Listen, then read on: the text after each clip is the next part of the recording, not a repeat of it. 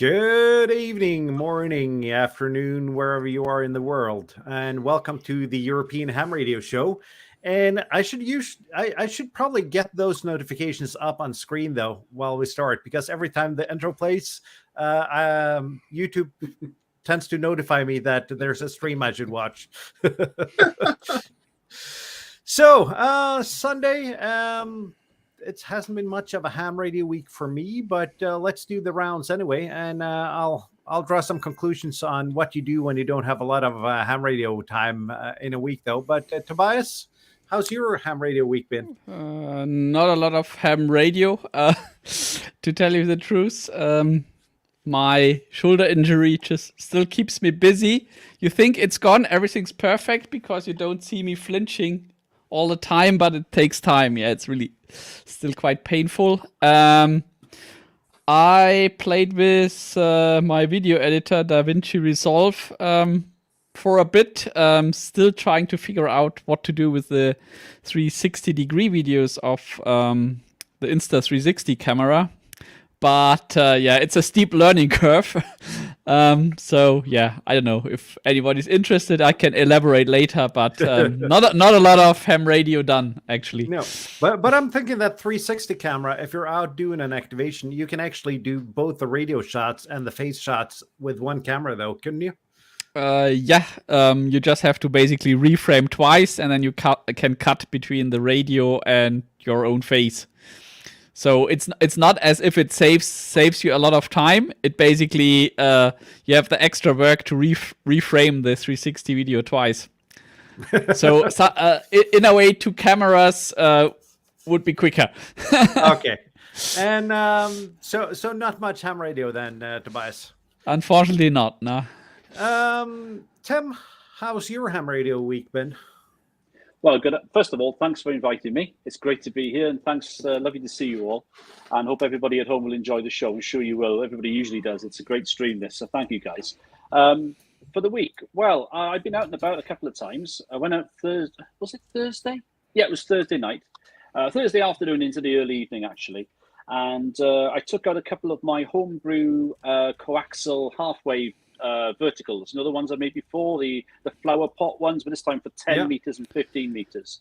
Now, 10 meters is really quiet. I managed a couple of contacts into Argentina, but when I put the 15 meter one up, that was great fun. Managed to get down to Reunion Island, South Africa came back to me. And then the best thing of all, the best QSO I probably have ever had portable because of the context. There was a guy called Bud.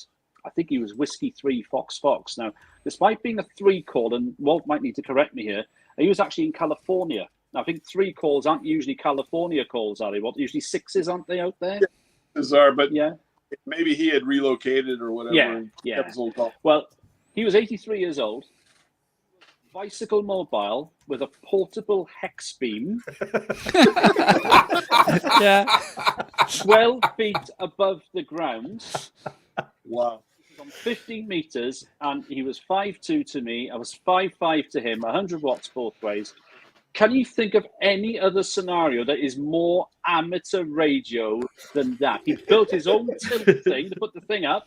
If you look at his QRZ, it's fantastic. It was probably the best QSO I have ever had in terms of the context of of everything. And it was, I pulled the plug on 15 because I had to go, and I had a huge smile on my face all the way home. It was just so much fun. 83, the guy's been licensed 70 years. And it's just so inspirational. So ham radio keeps you young, yeah? It does. Apparently. And actually, he came in on the side of because he came in at the end of a QSO I was having with a guy in Chicago called Robert. And Robert told me on the same QSO a minute before that he had spoken the previous night to a 9-year-old lad from England on 10 watts. So in the same QSO, he spoke about a 9-year-old operator on 10 watts working in the States. And I go and work an 83-year-old operator, bicycle mobile in California, for God's sake. I mean, unbelievable. So it was that made, spoiler alert, that will be in the video, but it made my it made my day doing that. So I've had a good week. And one other thing, final thing, I'm talking over. I tried an off-center fed dipole the same evening, just for an hour after that. made by N9SAB, Tim over in the States. And boy, did that rock on 40 meters. I had a sort of mini pilot going on, which was good fun. So I had a pretty damn good session up there, which makes up for the times when you go up somewhere and the bands are dead. So you've got to hold on to these little moments to keep you going when the things go flat sometimes. So a good week is my short answer. Thank you. Those are the moments that are just makes the hobby worth it. The times you just make that happen. So that is awesome. I mean, yeah, it was awesome. Yeah. And Kjetil, except for almost not making the show today because you were out doing soda, anything else ham radio related? Well, there are priorities, but I was driving home from the cabin today, and it's a 5-hour trip, and I basically need a break on the middle somewhere. So sometimes I do a SOTA, sometimes I do a Parks on the Air or Flora Fauna, whatever. Like it's a target-rich environment between here and the cabin, to say the least. And today I stopped by on a new SOTA, Victor Alpha 079, I think it was. It's a short hike. It's like maybe an hour up or something like that. Beautiful weather, nice, and it was hot. It was like almost 20 degrees Celsius, so way too warm. But still, it's beautiful, amazing scenery. And 20 meters was good today, really good. Got 15 QSO in 15 minutes, and then I looked at the clock and found out I had to pack everything down in the car quick. So that was fun, and that's basically my ham radio week. The rest of it has been carpentry, fixing walls at the cabin, and somewhat radio related, fixing a new cell phone for my mother and helping her set up everything, which actually takes a lot of time when you're not doing it for yourself. So it usually does, but you managed to do more ham radio stuff than I did this week, so that is impressive. Walt, your week. They call me. Yeah, I got out portable Wednesday afternoon with the Zyu X6100. I wanted to try something, and yeah, of course, I got everyone in the comments telling me that I wasn't doing it right. I got a lot of that this week, actually. But I on purpose, I used the 17-foot telescopic whip and left it all the way out, and only used the internal battery on the X6100, which I kind of explained in the video. I wanted to put the the ATU to work and to see if I could make any DX contacts with the 5 watts, which I did on 20 meters, 15 and 17 and 12. I struggled and couldn't get through, but I had a good time. I wanted to do that. That's a lot of people don't understand. They're like, they think every time you go out, you got to have like the perfect antenna, the perfect setup, the perfect. Part of the hobby is experimenting with different things and trying it out. And I wanted to try out 5 watts SSB and one long antenna with trying the ATU out. So I did that, and that was fun. I think it was episode 1 of the European Ham Radio Show. I talked about either getting that radio or another one, and there was a guy in the comments going, "Whoa, get the 891, get the 891." Yes, that guy right there. I got that, and I know I'm going to spend a lot of time with my FT891 coming up. So I wanted to, before I head off down over to that side of the dark side for a little while. I did want to kind of do a little bit of QRP out there, and so I did that. But that was my week pretty much. That, and like I said, Tim, you probably know you've been doing this a little longer than me. It's kind of funny. I had one of those weeks where I guess YouTube put my 1.5 to 2-year-old videos somehow or another got into the stream, and I got a lot of comments on my 2-year-old videos telling me how I wasn't doing things right and I needed to do better. I know. I had a guy. To be honest, my production values are sort of agricultural. I don't know what you call them. On my videos sometimes. I mean, there's an echo in here. I mean, hey, you just got to do what you can do. It's like our house, like your house in Poland when you rent it. You just get in there and just make the video, Walt. I mean, God, it's better than doing no content at all. People can hear you, can't they? Yeah. So I mean, some guy said to me, "Well, yes, there's too much echo on your video. You should get a proper microphone. I said back, that's lovely. Are you going to send me the money via PayPal for me to buy it? Because if you do that, I'll be able to get one. Hey, yeah, shuts them up quickly. There's always someone who's going to say something. You just I'm learning. Away it goes. Yeah, man. Yeah, sorry. We've all been there. I delete the comment right away. I don't even reply to it. I like to reply to those comments and see if I can provoke the people even more. My best comments was when I did the Bouvet Island stream, and I'm in the hallway between the living room and the bedrooms, and the kids run past me all the time. And one guy said, "Great content, but the kids behind you ruined everything." I had some fun ones on QR set forums this week as well. So they're like you got to learn when to feed the trolls and when to just try to play with them and see if you can have fun as well, or ignore them. But you actually got some. I tried the same experiment though on posting on QRZ. I got no comments. You managed to hit somewhat of a gold mine there. Yeah, but I was evil enough to say the name of a commercial product. Ooh. Yes. Which of course doesn't even sponsor me, but still. Not yet. Not I give up.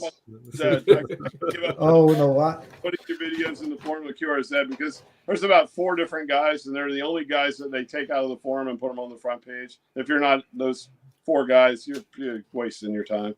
You know, if you're trying to get your QRZ, don't do it. Well, it's just either it'll get no views, which is probably what's going to happen. Not because all of us will probably be in that situation, but also the ones who do come back to you usually aren't very positive, and there's just not like YouTubers anyway. So it's just one of those. I wouldn't bother. It's not the right place for it. It really isn't. Oh, absolutely. No. If there's anything weird on my camera, there's a spider making a web on the lens. I think I'm gonna go remove it. While you do the same spider that knocked my camera off the tripod. While you do that, Bob, how's your ham radio week been? I've been taking notes. Finally. Yeah, finally. So it turns out I'm maybe doing more ham radio than I thought. So I'm going to start on Monday. I did a Parks on the Air by the sea. I think I posted a picture of the radio and the sea. So I borrowed your amplifier, Walt. That was fun. That was the 891 by the beach. 22 contacts, 8 of which was North America. Awesome. That I think is pretty amazing. And nice conditions as well. That was Monday. That was Lima Alpha 1635, Parks on the Air. Tuesday, we had the Lima Alpha 1, the local club, had the 10-meter net. Wednesday, I did no radio stuff. And Thursday, I'm the controller of the 2-meter sideband net for Lima Alpha 1 Tango. So that was Thursday. And also Friday, no radio activities, amazingly enough. But I made up for it by climbing Lima Alpha Tango Mike 016 on Saturday, and let's see, Lima Alpha Tango Mike 066 today. And in addition, we did the local club has a last Sunday of the month we have an NVIS activity, so I took part in that as well. So turns out I actually do quite a bit of radio in a week when I take notes. It's been a good week. And besides that, you have a family and a full-time job, right? For the time being. Yeah. Yeah. Well, I haven't really done much ham radio stuff. I got a package in the mail on Monday. Let's see if I can get the camera here with some different kind of things. And first of all, I've decorated my shack for you, Walt. That's awesome. So Walt sent me. I got more of those guys. I might get these out there. So Walt sent me the AL705 mag loop. The antenna featured in my mag loops are for masochists video. So I'm going to give that another shot.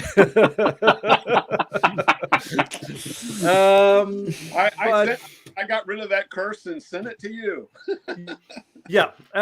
So and that's pretty much, well, besides that radio I bought on the Hamfest last week, the let's see, this one, the M7500, the Bluetooth front panel radio, which is let's say it's a good concept. Implementation is not. Let's call it, in lack of a better word, it's a Chinese implementation. Okay. But I've talked to the dealer, he's talked to the manufacturer, and we're hoping to sort some firmware issues out. Works pretty well as a radio, but APRS is a little bit broken on it at the moment. So I'm just going to say sorry to all the repeater owners that I've sent out APRS birds to.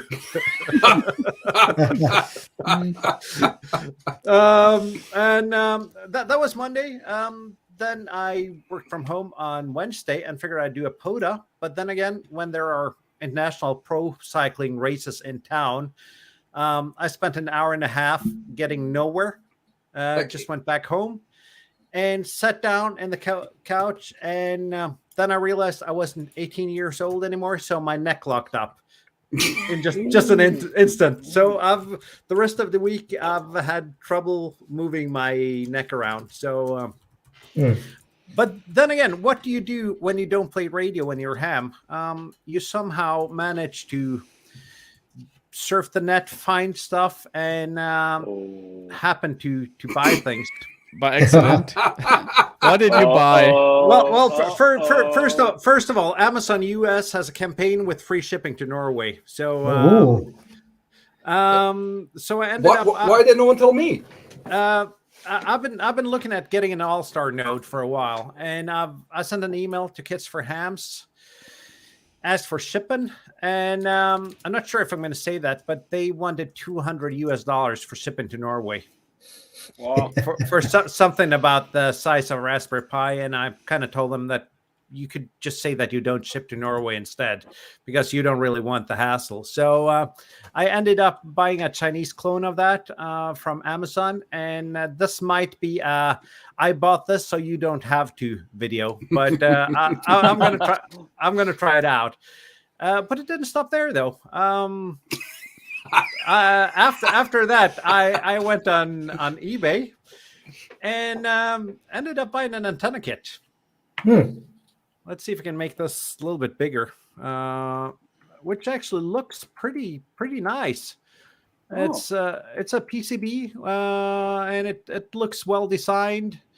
You get everything you need to build it in the kit. So I'm going to take a look at that. It wasn't too expensive, except for the shipping cost, though. That was more than the antenna when you added sales tax and everything. So, but still, again, I ended up at about 60 euros in total for this antenna. So hopefully it'll be worth at least 40 euros. And that's pretty much my ham radio week. Except that I played a little bit with wireless microphones and some RF there, but that's not really ham radio. That's just radio. So, so that's what I've been doing. We also like radio, don't we, Walt? And next week's going to be just as bad because, I got work and I got a 30-hour course Monday through Wednesday in Oslo. But I'm going to stay at a hotel, and I'm going to try to replicate Walt's Magaloop in a hotel room video, which was the video where I discovered Walt's channel. So, yeah. You're going to set off all the alarms in that hotel, aren't you? Don't tell everybody, okay? There'll be sprinklers and everything going. Yeah, the sprinklers going off, exactly. Sprinklers are going to go 5 watts FTA, bang! Yeah, but remember that there's a nice photo park in the middle of Oslo called the Royal Palace Gardens. So if you set up behind the guard shack, you can do a photo there. Yeah, I think that the reasonable thing, if you're going to activate there, is to at least talk to the Royal Guard first. Boring. There's a Norwegian saying, I don't know if it translates, but it says that it's much easier to get forgiveness than permission. I would use that principle. That video where I'm in the hotel room there, if you watch the conclusion of it, I'm about 8 beers deep. I don't know if anybody can tell. What? Oh my God! Beers and trying to make that like, maybe that's how to make the magnetic loop bearable. You know, just have a few extra drinks on the side. Yeah, probably the Q factor goes up the more drunk you are, basically. But field day is next Saturday though, so I'm hoping to get some radio time in then. Yeah, and that's a good way to get local contacts on VHF as well. Yep. Can I ask one thing? Sorry, Mort. What was that NFED half wave rated for? What was the power rating of that NFED half wave? It's rated for at least 100 watts. Oh wow! It's a single 140/43 or something, is it? Must be. Yeah, it's a 140/43 here. Yeah, and that's good. It's a British manufacturer, so I don't really know anything else about it. I'm just going to try it. I've built transformers with the 140/43, and it works great on a normal sideband phone for 100 watts. It does not work on FT8 at all. No. You can do that for maybe 10 minutes, and then you have to, basically stop because it gets warm. The stuff's working. What do you think, Bob? About 20 watts, Bob, something like that. 20 watts on FT8 maximum on that.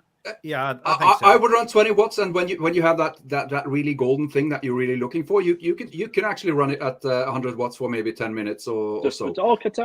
But bring it back down because it slowly heats up that core, and once it gets over a certain temperature, then it's no good as a core anymore. Yeah. But once it cools down, works great again. So, that thing's gonna work fantastically, I'm sure, Morten. But I would get one that's inside a box. Because I'm not sure what's going to happen to that when it gets wet. I'm going to get one of those big heat shrinks and just heat shrink everything, I think. Yeah. But I have a really important question for Morten, because you said you worked from home. Yeah. Yeah. You're a sound engineer. Well, we still have to do some preparations for what we do, though. We have something that the bands send us that's called riders. And you don't always have all the equipment in-house. So that was not remote sound engineering you did. No, it was not. I've never seen a rider with equipment on it. Oh, you have the technical rider, and you have the catering and hospitality rider. Okay, those are the ones I saw. Yeah. So you actually have two riders with every band. But enough about that. Let's try to get on topic. Yes, Tim, we have a topic. We brought you on for a reason. Not only because that's good. That's good. Yeah, not only because we've been trying to get you on since we started the European Ham Radio Show 14 episodes ago, but 145 has kind of caught my attention. So would you like to tell us a little bit about what 145 Alive is for starters, and then we'll try to dive deeper into it. Okay, thank you. Well, 145 Alive. Well, it was something that myself and a friend of mine, Richard, M6 KFI, over in Cambridge in England, thought of. And what we wanted to do, I mean, it's not a crusade. We just wanted to have a bit of fun up on 2 meters. So, disclosure, my background is 11 meters. So, yeah. Fine. Tar and feather me later if we could. So I'm on 11 meters. When you tend to have, this is more prevalent as well. It happens on ham, but on 11 meters per volt, the sort of nets you get, they usually pass around nets. So you go one or two people in the chair, maybe 2 different locations. You bring people in, and instead of just getting people to give you a 3-minute over about what week they've had and what the weather's been like and how their tomatoes are growing, you basically get people to basically call in, and you pass them around. You're the hub, and you basically pass people around to each other. You bring more people in. It's very fast paced. So we introduced that over to 145 Alive, and we've done it about 4 or 5, maybe 4 times now, I think, and it's grown each time. And basically what we've tried to do is get as many people involved as we can, and as many different frequencies going at the same time as we can. And we basically do on FM Simplex. So it's 2 meters FM. And effectively what we've done is try to cover as much of the UK as we possibly can. And each time it's gone bigger and bigger, to the point that last time we managed to get an activation somewhere in the log for 46 out of the 48 English counties. We just missed 2, one of which was the city of London. So we need someone on a bowfang on top of the Shard or something in London, just calling away, avoiding security, getting into a net and then running off. Probably going to need to get Jack Reacher in or something to do that for us. And then there's one county up in East Yorkshire we didn't get an activation from. But it's such a fun thing. It seems to have really taken on a bit of momentum of its own, really. And so far, it's been really good. And we've got the next one happening, as we'll go into detail later, at the end of September. That's the planned date on the 30th.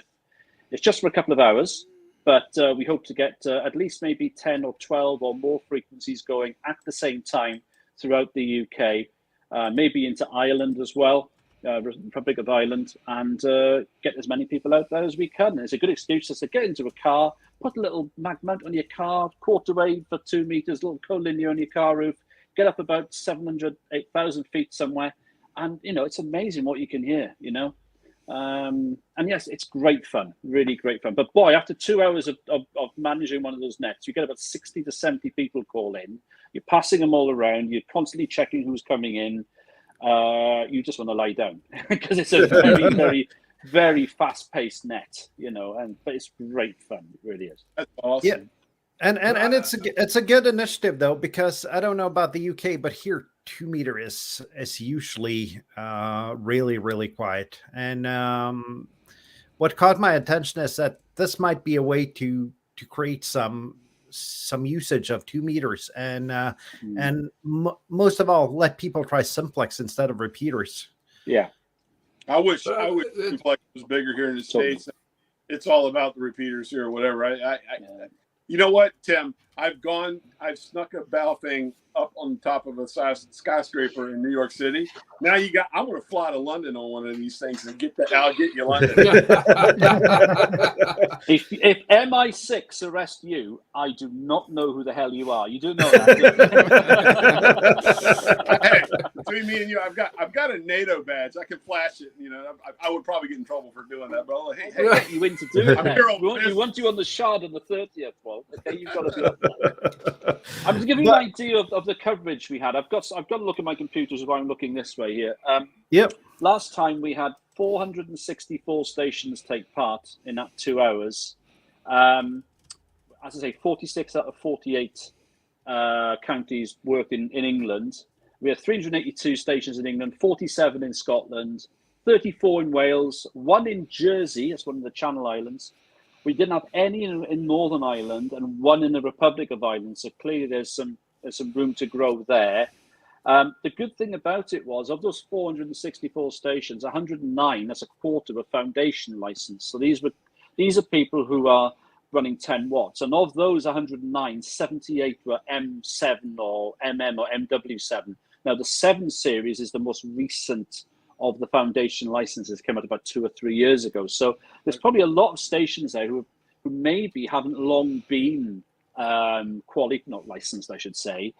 And so they're coming up and having a go at it. So it's good from that point of view that it brings out people who can maybe get over their mic shyness and get used to being on the air. Mm-hmm. Because as we know, the way that COVID has hit us in the UK, as far as amateur radio is concerned, the amount of clubs doing training has very much dropped off a cliff. And most people were basically doing their training, distance learning and taking the exams online. That's what we were doing, you see. So right. The one thing that caused is a bit of a lack of actual on-air experience, especially if you haven't come from CB. And something like this can maybe help in that situation. The busiest net we had was up in Lancashire in the northwest, not far obviously from Manchester. 97 stations called into that net in about 2.5 hours. 97. And these were literally, how many got passed around is a different thing. I think there's a finite number, but the boys up there worked so hard, Steve and Phil, to pass around people. And it was just really, really good fun. It really was. It looks like a blast. It really does. It looks like fun. Yeah. And can I just, I'm not sure I understand the mechanics of this, because there are different nets at different geographical locations. It's not central. Yes. All right, so you have different controllers and they all report back to you how many and all the stats at the end of it. So everyone keeps. Yes, that's right, Bob. Everyone. Basically, what we do, we cover from about 145, 300. Calling channel is 500. That's right. I mean, we've got to 550. So we try and space it out. Obviously, what we need to do sometimes is to share a frequency. But obviously, we're talking about Scotland and the south of England, where we'd never hear each other anyway. So we try and pair up frequencies and try and keep these nets apart as much as we can. And we basically filled the majority of the bandwidth from 145 300 to 145 550. And that's right. And every net controller, or maybe a pair of them actually, depending on how busy they are, would then submit a log with the name, the call sign, maybe the name, the location, and we're not too bothered about signal reports, to be honest with you. And then what I've done is collated all those things. So we had 464 distinct stations, and I think we had 587 total check-ins. So a lot of those stations actually work more than one net. And in fact, one guy, Ian, G0CNN, he actually worked 6 different nets. He was up in North Yorkshire, and he was working 150, 200 miles down country with a vertical beam and vertically polarized beam. And we had one QSO, which I think was, just checking, I think it was something like 270 miles from the far northeast of England all the way down to the south coast, which is absolutely unbelievable. Was that his antenna? Was it just coincidentally like sporadic E, or what do you think happened there? No, there wasn't much. There was a slight lift. Well, I'm on the south, right on the south of the UK.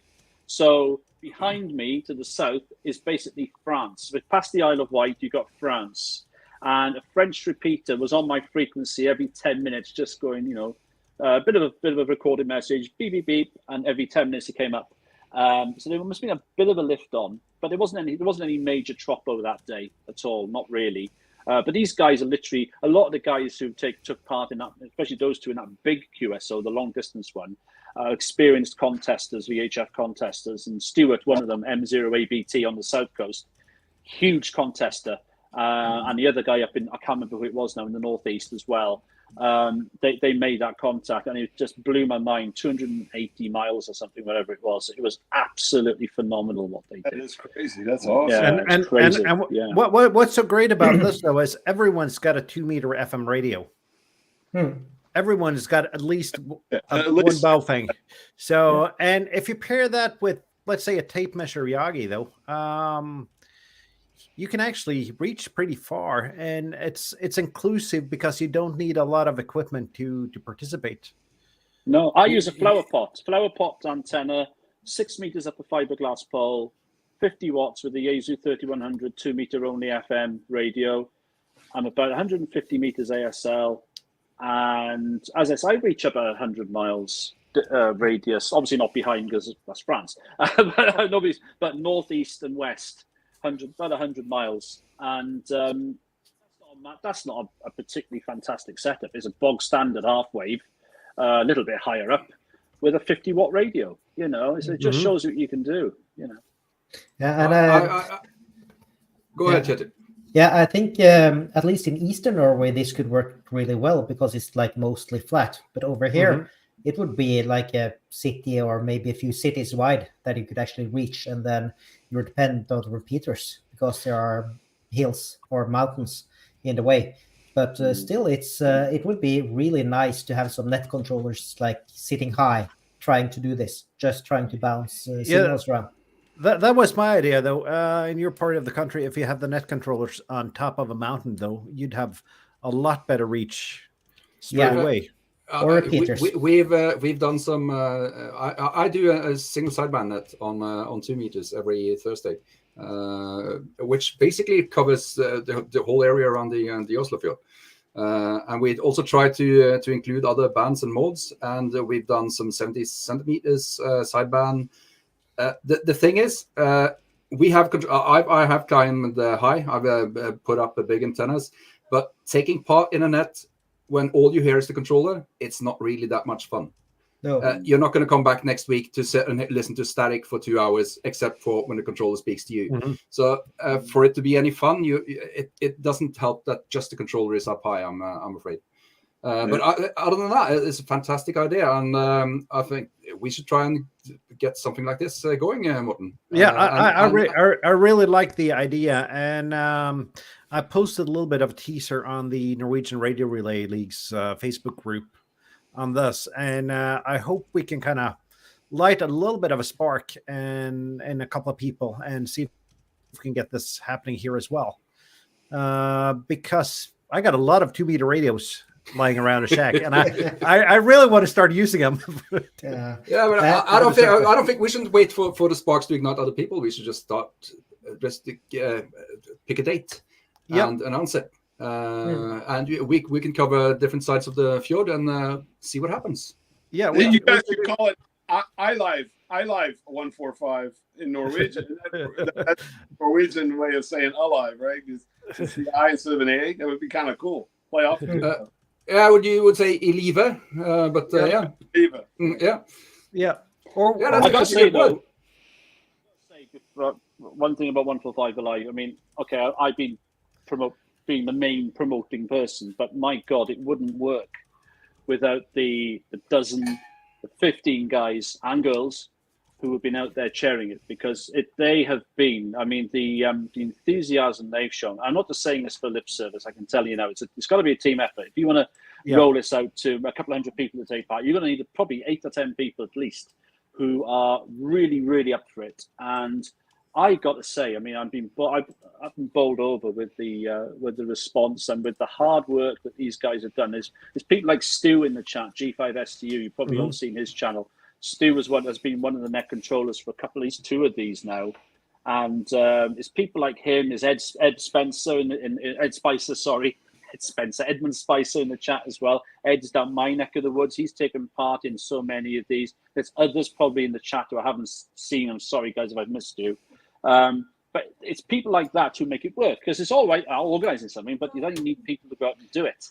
Yeah, and it's just been phenomenal. So it's been a team effort, and it's been great. And most of all, you need all those people that help you do it, and all the people that do it. They need to believe in the concept, though, and believe that it can be done. But I definitely think this can be done, though, in a lot of other places than the UK, as long as you have a couple of people to start it off. And I think the rest will come once you start it off and get some attention on it.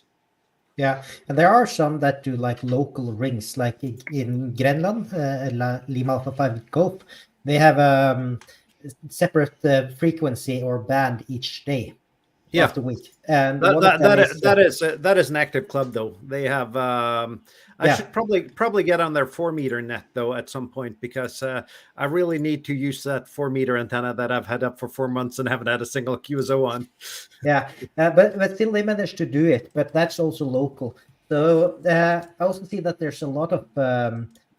You mentioned the fresh activators or operators, Tim, and. Like a lot of the people that do training in Norway, they bring their fresh operators into 80-meter bands so they can practice, and then they stay there. So giving them an option to do it on 2 meters would be great, like just to show them that's like something else than 80 meters work as well. Yeah, of course. Absolutely. And the antenna sizes between 80 meters and 2 meters, it's a huge difference, and the equipment you need is also a huge difference.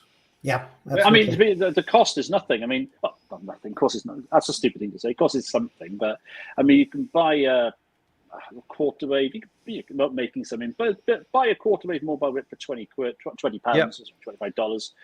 You can either get a handheld, or you can get a mobile set like the Anytone for about £70 or £80 second hand. £80 new. So for $120, you got to think of a battery, but for the radio and the antenna, for $100, you could be on air. I mean, you could get a Baofeng. Just take the dog for a walk and go towards the top of the hill and take part. It doesn't matter, because people are going to hear you. And I'm thinking another thing though, because getting a little bit back to last week's subject with the Hamfest. You can pick up a lot of older rigs that does not have the PL tones, but you can still use them for Simplex, and they're great rigs for Simplex. Yeah, the problem with some of these rigs, Morten, is that they take up the entire 2-meter band. Just saying. Well, a big problem is the front end. Now, Ed in the chat, Ed Spicer, he'll tell you that I think I'm right in saying, Ed will correct me if I'm wrong, so he probably will, that I think he went up to, took part in one of the 145 Alives, and I'm pretty sure he went up to a hill he didn't usually go to, and he found that there was a mast up there that was basically wiping out the front end of his 2-meter rig. So luckily, I think he had one of those band pass filters in place, and he was able to get around that. I find, funny enough, and you're right about some of the radios like this, Bob, because I've got an Enitone 778, which is a nice little radio, 270. But I find in the hill I usually go up in my car, my soft hill, where I don't go up very high, there's masts just behind me, and they wipe out the front end completely. There's the front end of some of these radios is basically wide. So not only might you be sending out some spurious stuff, you're also going to be accepting in all sort of stuff as well. And I find when I switched to the Zyu 3100, not a problem. So the descent was happening completely with the Enitone. So sometimes when you've got like a nearby mast or something there on that hill, beware, because it can wipe out the front end of your radio if you haven't got the sensitivity, or you've got such a strong signal you're going to need a filter in line to try and get rid of the problem. So yeah, that is a problem. That is a problem. But I was thinking a lot of people probably have picked up radios like this, which just lie in a shelf because you can't use them on repeaters. But these old radios from the 70s, 80s would still work on this, as far as I could see. Yeah. And the front ends and the everything in the receive circuits are probably way better designed than any modern radio, I would think. I see that Terry's got a question here. If it's just FM, or you can use sideband as well. Well, we use FM only because it's just it's simpler. People can just put an omnidirectional vertical up, and it's just easier. I mean, there's nothing wrong with anyone doing a sideband version of this. I mean, go for it. It's just that sideband is usually horizontal. You usually, therefore, have to try and swing a beam around and it can be a little bit more labor intensive, shall we say. Obviously, you can still there's nothing wrong with somebody actually doing a vertical sideband version if they want to do it. I mean, people can operate vertically on sideband if they want. So that's another option. People can do that. But the only problem is there's fewer people around who have sideband radios for 2 meters. I mean, these days, if you're buying a new radio, you've probably got to buy a shack in the box, haven't you, for sideband? So you've got to buy a 7100 or a 991A or an 857 used, 818, 817. There's others, sure, 7000 for Micom. So the only problem is with that, you can do that, but you like to have lower participation levels because fewer people will have a sideband 2 meter rig these days. Yeah, exactly. That is, in fact, what we do. It's that is vertical. The 2 meter net that I have on Thursday, it's vertical, and it's you are completely right. The recruiting for that is it's challenging because not everyone has that radio. So if doing this, I think you're absolutely right. We should do this on FM clearly to get the most amount of people in. Absolutely. Sorry, go on. Yeah, and correct from Edmund. It's of course 144 live. Sorry for. I mean, people have mentioned about doing a version for 6 meters, maybe 70 centimeters. In the UK, we have 4 meters. So there's nothing stopping people doing that. I mean, just run with it. I mean, it's just an idea. I mean, people could do it. They could set up we could set up a Facebook group. We've got 815 members at the moment on there. If I had my head in me, I'll put a link on here, but I haven't. But if you, I'll put a link up, maybe in the description later if I send you it more or some. You're in the group, aren't you? Yeah, I'm in the group. You can do that. I think I'm in a group as well. In fact. Yeah. Oh, that's brilliant. Yeah. I just got I'm kind of suspecting my Bluetooth Chinese radio to push out APRS messages on a repeater over near you there, Bob. So I turned it off. I saw the transmit light was just flashing here. So polluting the airwaves again. Are you more? Is that what's happening? Yeah, I think so. But this radio, if I can just manage to update it to the newest firmware, it's supposed to be a really good radio. But I'll make a video. I'm not going to do any spoilers, but the road to upgrading it to the newest firmware is not going to be an easy one. So, and you got a radio in the background, Tobias. Yeah, I was just checking if you don't want to go the very cheap route.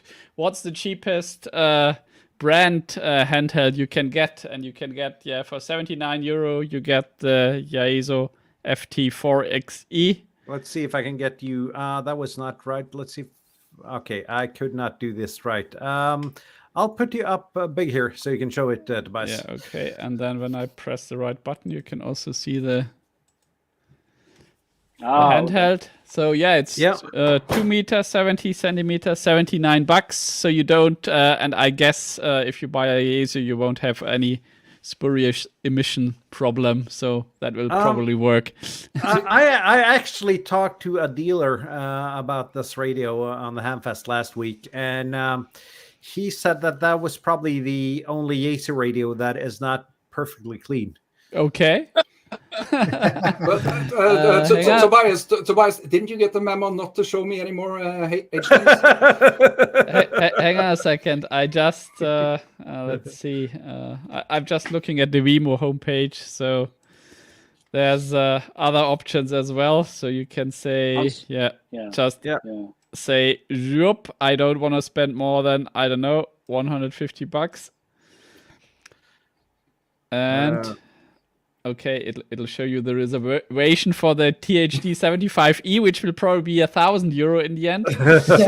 But you can get a few Anytones, and then there's we've settled the Kenwood argument already. According to Bob, that's an investment. right. That's not according to me. That's according to the market forces. Any Kenwood handheld or something? Yeah. Any Kenwood handheld, they will become instant icons. Kenwood will stop making them, and the price will go up. Just look at the 74 and the 72.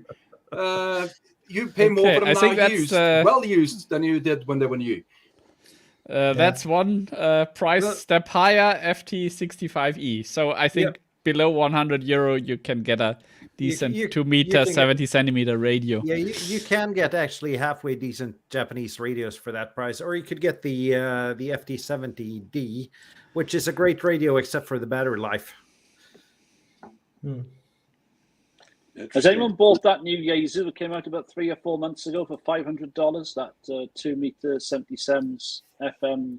Oh, hang on, Bob, is that you, Bob? You didn't. Yeah. FDM 500. Yeah. How do you find it? Is it? I mean, first of all, I'm ignoring the price tag, but how do you find it as a radio? Is it good? As a radio, it's fantastic. Okay. The user interface, it's made by people that hate radio amateurs. It says Yaesu, right? Yeah, I think that's what Yaesu means.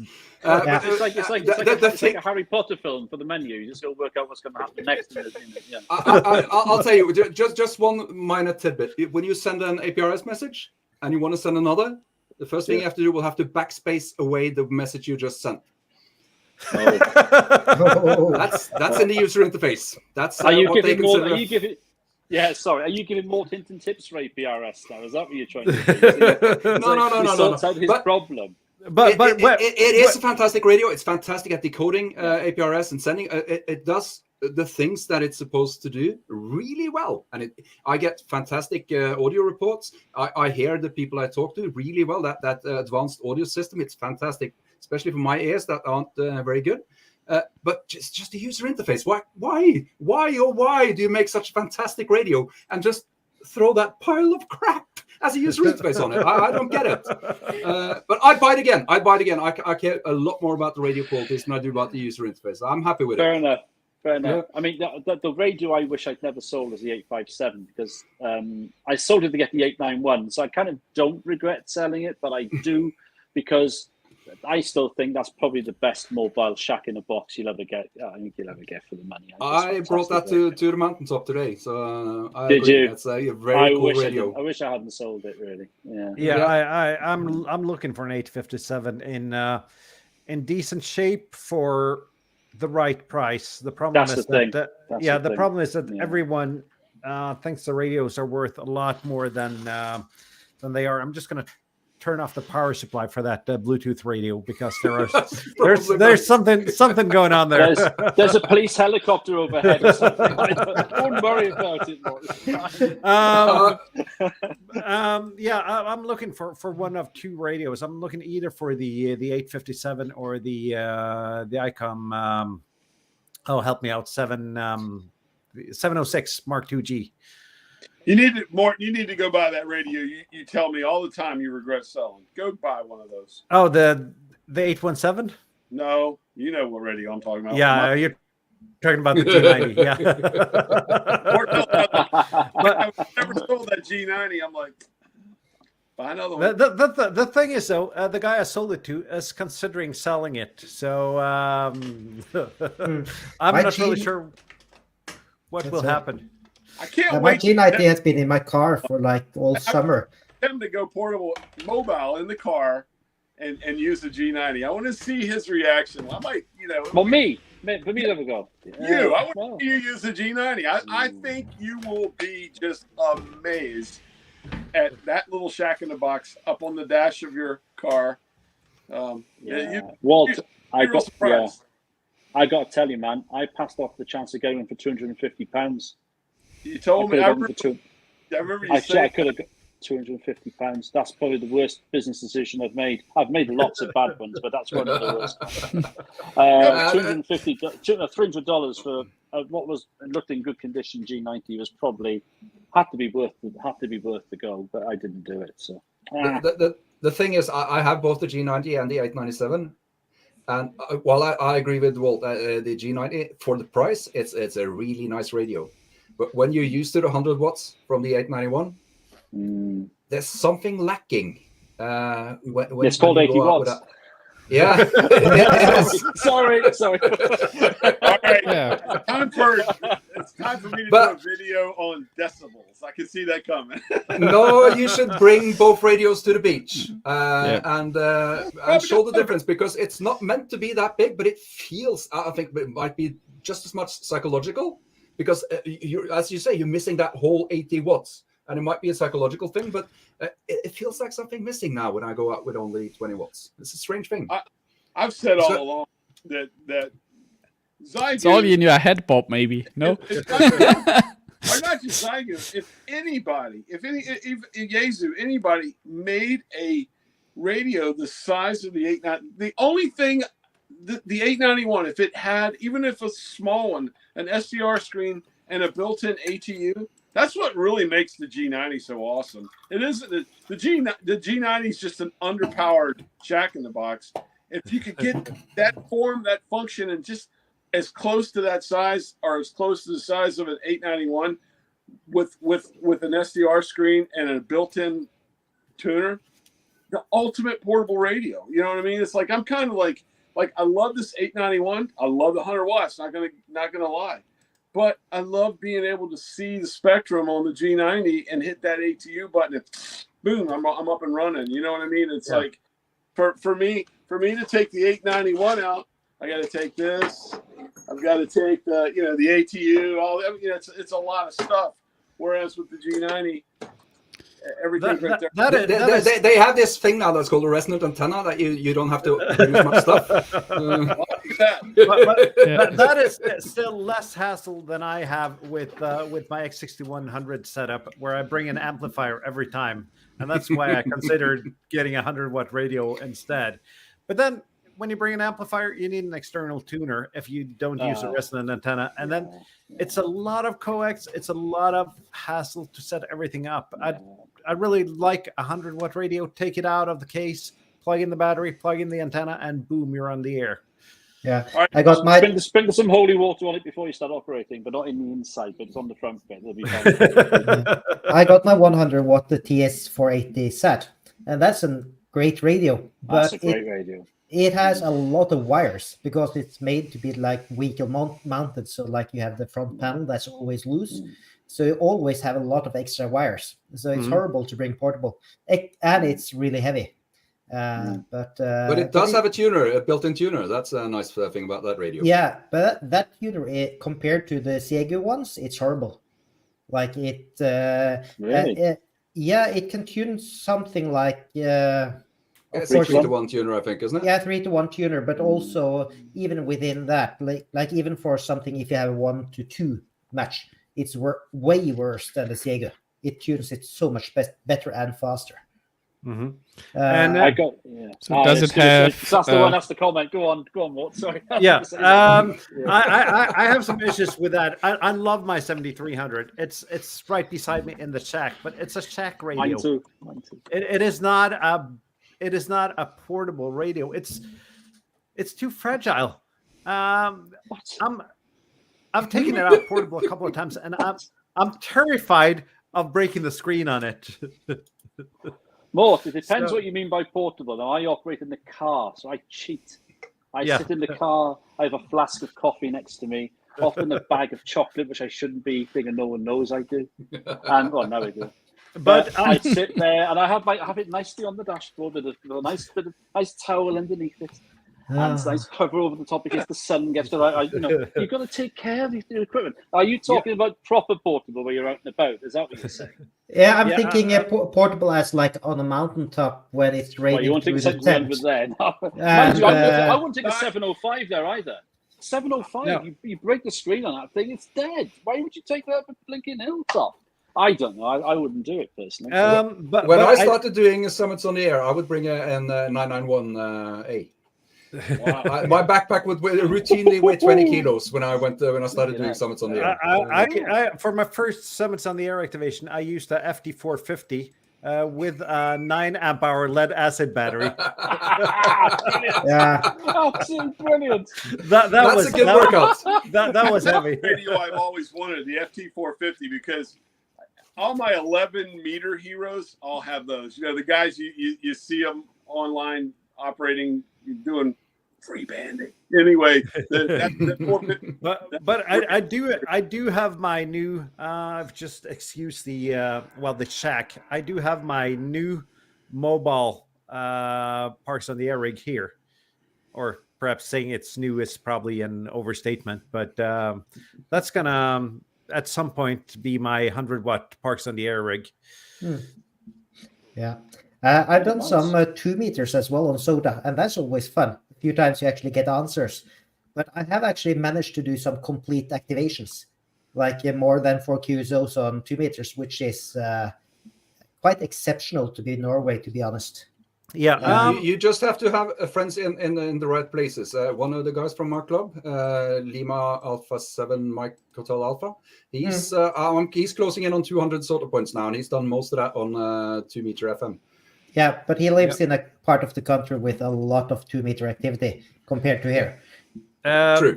It was good that you said compared to there, because half of the time I keep the volume down on my 2 meter rig in the shack, so it's scanning, but I never hear anything. But that's half of the time that's my own fault. Anyhow, we're closing in on the 1 hour mark, and I got to get up really early tomorrow. So perhaps start wrapping up a little bit. Let's see what we're doing next week. Tobias, any plans for next week? No really plans. I'm just thinking about getting the QMX kit ordered because it looks like an interesting kit build. So, Bob, you are also interested in the QMX, or? I want that one, but for 20 to 10. When they do the high band version, right? Yeah, I'm waiting for that one. Okay, good. Apart from that, no real big plans for ham radio. I'm still overdue with my power supply comparison video part 2. So yeah, next week is another chance to get that done when it doesn't have 32 degrees in the shack. Yeah, that probably help a little bit. But as I said, I can take some of your heat, no problem at all. Tim, any plans for next week or the coming weeks? Yeah, I hope to be out tomorrow morning. I got to drop my daughter. She has there's still school holidays here. We've got another week and a bit of school holidays. So I'm going to drop her off to her part-time job. She works at a cattery. They look after cats where people are going on holiday. So she has a 4-hour job there tomorrow. She's only 15. So I'm driving her up at 8 o'clock, and I'll literally just go somewhere I usually go, put the ham stick on the car and try to work some DX on 20 meters tomorrow morning. and then go and pick her up. And then I've got some 3 or 4, maybe 5 videos, which are just literally lying around waiting for me to do some editing on. So I've got to find time to do that. So yeah, that's kind of the way forward. And just to confirm, by the way, I don't think I mentioned it, that the 145 Live on the 30th of September is 1 till 3 p.m. UK time. That's 12 till 2 UTC. So I thought I'd just get that one in as well. But no, that's my week. So thank you. Yeah, that's a good week. Doing anything for Field Day? Field Day? The Region 1 Field Day is next weekend. Oh, is it? No, I've got to go to a... What am I doing next weekend? I'm doing something...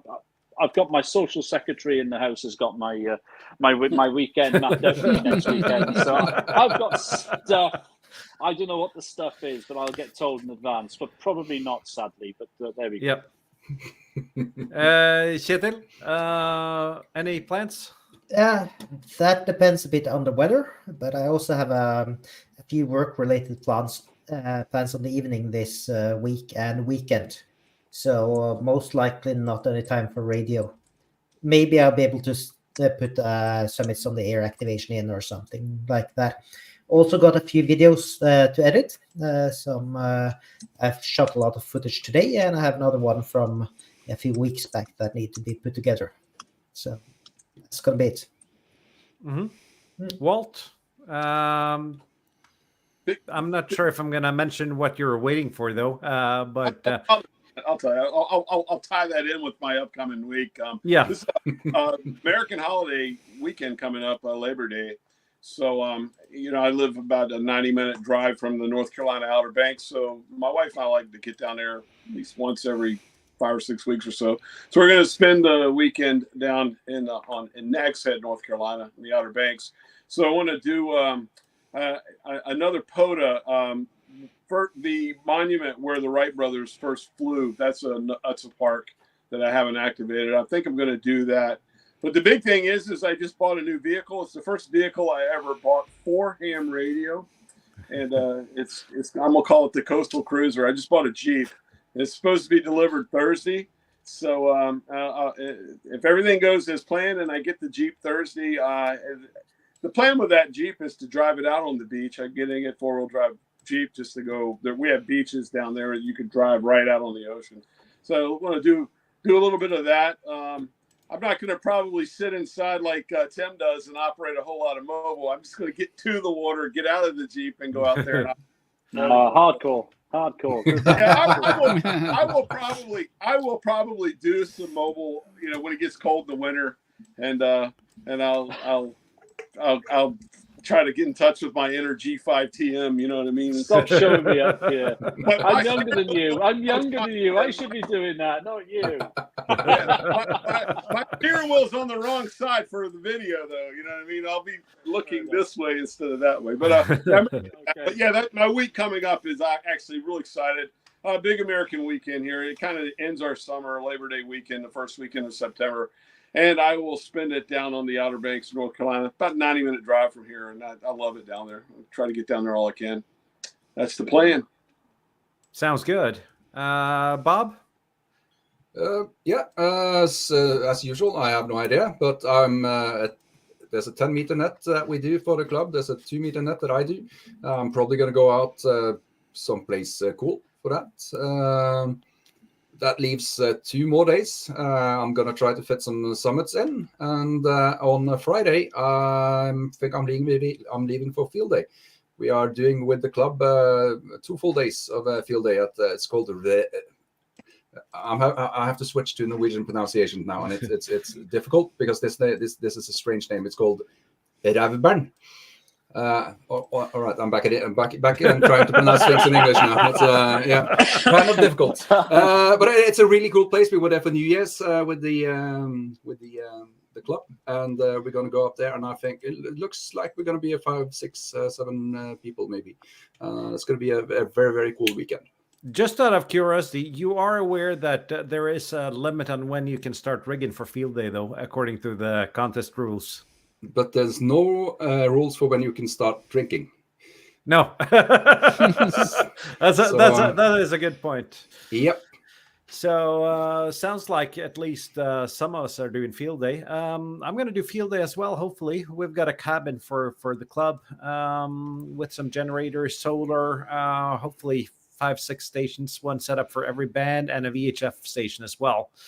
Not really sure how that'll go. And then in addition to that, I think I got pretty much. It'll be a 60-hour work week, 6 days. So when I get off work on Saturday, I'll just go in and hopefully everyone has everything set up for field day and I can start operating.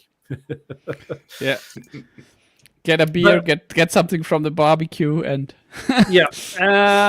And I'm probably going to go with those freeze-dried MREs though that Kjetil's made a couple of videos on. So yeah, good option of and, that. Except for before that, we punch out here, Morten, I want to say one thing. Tim, thank you so much for coming on here. Yeah. You have been a major inspiration to me, not just on YouTube and in ham radio. And brother, I appreciate everything you do, man. Thanks for being here. Yeah, well, absolutely. Thank you so much. And guys, it's been a blast. It's been brilliant. And just going, guys, it's been great. And Walt, you'll soon be overtaking my sub numbers anyway, so I'll be very, very soon. So, no, it's been great. We're going to stay parallel all the way. That's the plan, Tim. I mean, it's been great having you on. But I'm just before I finish off, I'm gonna record this video. I got 2 nights in a hotel starting tomorrow, so I'm gonna replicate Walt's mag loop in a hotel room video. remember, you got to do the final. You finish it up with about 8 beers in you. Like, go back to the hotel. If you watch me in that video, I'm like, are you mad? I'm not mad. I had some beer. I'm not sure if I can do that though, because I got a 30-hour certification course with a final exam on Wednesday. So I kind of need to pass this exam. I gotta say, Maud, I'm still think you're going to set off all manner of alarms and sprinklers and all sorts. It's going to be carnage. There'll be people outside shivering in dressing gowns, and there'll be the fire service there. There'll be everything happening. I'm telling you now, you're going to do something there. That'll make for great content, though. Yeah, great video. And Edmund, that is a Tenacious D reference. It is. Yeah, and sure to film yourself while the SWAT team drags you out. I'll just put the camera on a tripod, so I'm ready for that as well. I'm looking forward to this video. Really looking forward to this video. So the headlines in the newspapers the coming new site near you. And I had a look if there was any easy accessible parks in the air spots near to the hotel, but there isn't. Not within the time frame I have available with spare time. So. But it's going to be a limited ham radio week, but I'm going to end it with field day. And as a suggestion for next week's topic, I think field day would be a great topic for that. Absolutely. Yeah. Mm-hmm. Yeah. So we'll see you in a week talking about field day, and hopefully for all of our European viewers, you'll have a great field day as well. And on that note, 7-3 all. Thanks, guys. 73. That was fun. Thanks. Take care. And let's just